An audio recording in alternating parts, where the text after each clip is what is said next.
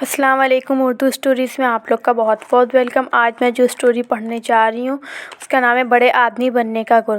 کاشف اپنی سوتیلی ماں کے ظلم و ستم اور ڈانٹ ڈپٹ سے تنگ آ گیا تھا۔ اس نے ایک بڑا فیصلہ کیا اور رات ہونے کا انتظار کرنے لگا۔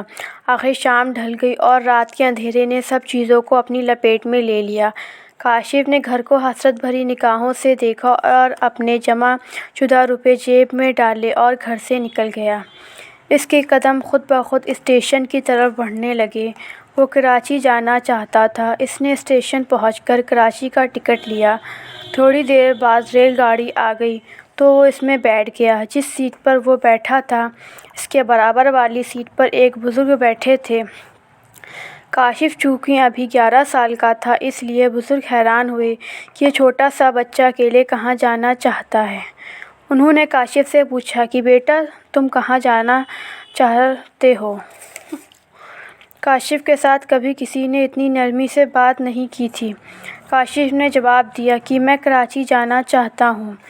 لیکن کراچی کس کے پاس جا رہے ہو؟ کاشف نے جواب دیا کہ ماموں کے پاس جا رہا ہوں۔ کاشف نے جھوٹ بولا لیکن وہ گھبرا گیا تھا۔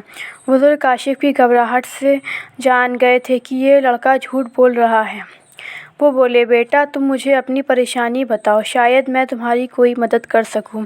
یہ سنتے ہی کاشف کا دل نہ جانے کیوں سب کچھ بتانے کو چاہا اور اس نے سب کچھ شروع سے آخر تک بتا دیا۔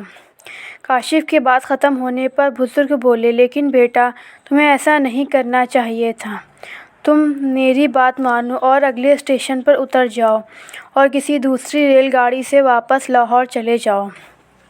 پھر تمہارے گھر والے تمہارے اوپر جتنی بھی سختیاں کریں تم ان کے ساتھ حسن سلوک سے پیش آؤ اور محنت کرنا۔ اگر تم نے میری نصیحت پر عمل کیا تو تم ایک دن بڑے آدمی بن جاؤ گے اور اگر تم گھر واپس نہ گئے تو تم غلط لوگوں کے ہاتھ لگ جاؤ گے اور تمہاری زندگی برباد ہو جائے گی۔